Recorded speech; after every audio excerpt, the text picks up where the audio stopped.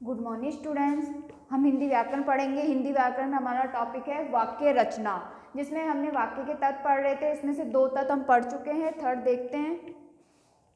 योग्यता। वाक्य में प्रयुक्त प्रत्येक शब्द अर्थ प्रदान करने में सहायक होता है। कोई सा भी वाक्य होगा तो वो क्या होगा, अर्थ प्रदान करने में सहायक होगा या अर्थ प्रदान कर। तो अब अपन को समझ लेना चाहिए कि वाक्य में योग्यता विद्यमान है। जैसे हमने यहाँ एक वाक्य लिया है, किसान लाठी से फसल काटता है, तो ये इसमें क्या है, योग्यता का अभाव है, क्योंकि ये पूरा अर्थ नहीं प्रदान कर रहा है, क्योंकि किसान लाठी से फसल नहीं काट सकता। तो ये पूरा इसमें क्या है, योग्यता का आपका अभाव है। अगर लाठी की जगह हंसियाँ, जिससे फसल काटता है किसान, हंसियाँ होता तो वो ये क्या करता है, उसकी योग्यता पूर्ण हो जाती है। किसान हंसिया से फल काटता है तो उसकी योग्यता पूर्ण हो जाती है और ये वाक्य भी पूर्ण हो जाता है, वो पूरा अर्थ प्रदान करता।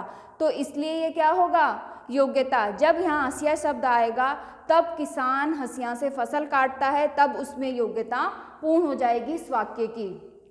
फिर फोर्थ आता है आसक्ति या निकटता। एक शब्द या पद के उच्चारण के तुरंत बाद ही दूसरे शब्द या पद के उच्चारण को आसक्ति, सन्निधि या निकटता कहते हैं। वाक्य में पदों का पास होना आवश्यक होता है इसमें। जैसे एक वाक्य मैंने लिया है यहाँ पे, मैं निबंध लिख रहा हूँ, जहाँ डैश डैश लगाया है मैंने तो वहाँ हमको रुकना पड़ रहा है। तो ये वाक्य आसक्ति या निकटता उत्पन्न नहीं कर रहा है, और ये वाक्य ना आसक्ति या निकटता नहीं है, ना सानिध्य वाक्य कहेंगे इसको, ना आसक्ति कहेंगे, क्योंकि ये वाक्य में शब्द दूर दूर लिखे गए, तो ये वाक्य अपूर्ण माना जाएगा, पूरा अर्थ प्रदान नहीं कर रखा।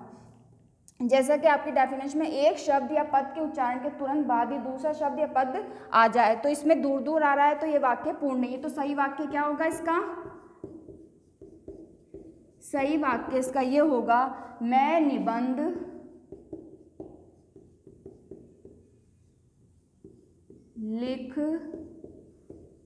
रहा हूँ। जब वाक्य पद या शब्द पास आएंगे तब ये वाक्य पूरा होगा, तभी इसको हम आसक्ति या निकटता, सन्निधि कह सकते हैं। फिर आता है आपके फिफ्थ पदकर्म। वाक्य में प्रयुक्त पदों या शब्दों की विधिवत स्थापना को कर्म या पदकर्म कहते हैं। विधिवत शब्द का क्या है, विधिवत हो, कर्म से हो, तभी उसे पद या पदकर्म कहा जाता है। जैसे मैंने यहाँ एग्जाम्पल लिया है, पढ़ी पुस्तक मैंने यह, वाक्य पदकर्म की दृष्टि से मतलब देखने में ही उचित नहीं लग रहा।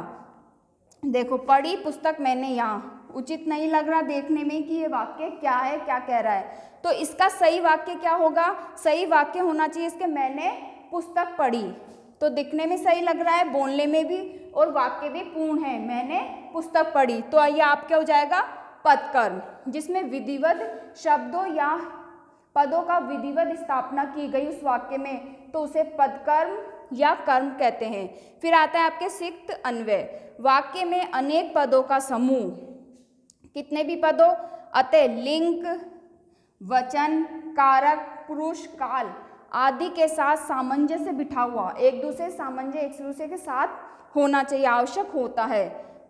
कि गाय ले ले, जैसे गाय घास चरते हैं, कोई सामंजस्य, एक दूसरे वाक्य में कोई लिंक नहीं जुड़ रहा, कोई सामंजस्य नहीं बैठ रहा कि गाय घास चरते हैं, ये वाक्य बोलने में ही अपन को अजीब लग रहा है, तो ये वाक्य क्या अन्वय नहीं होगा, क्योंकि सामंजस्य स्थापित नहीं हो रहा, एक दूसरे संबंध स्थापित नहीं कर रहा।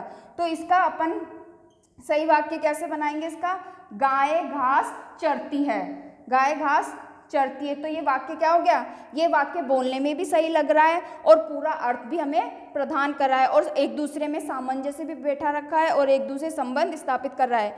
तो गाय घास चरती है, आपका सही वाक्य ये होगा, गाय घास चरती है, तो ये कौन सा होगा वाक्य, अन्वय वाक्य कहलाएगा। Thank you students.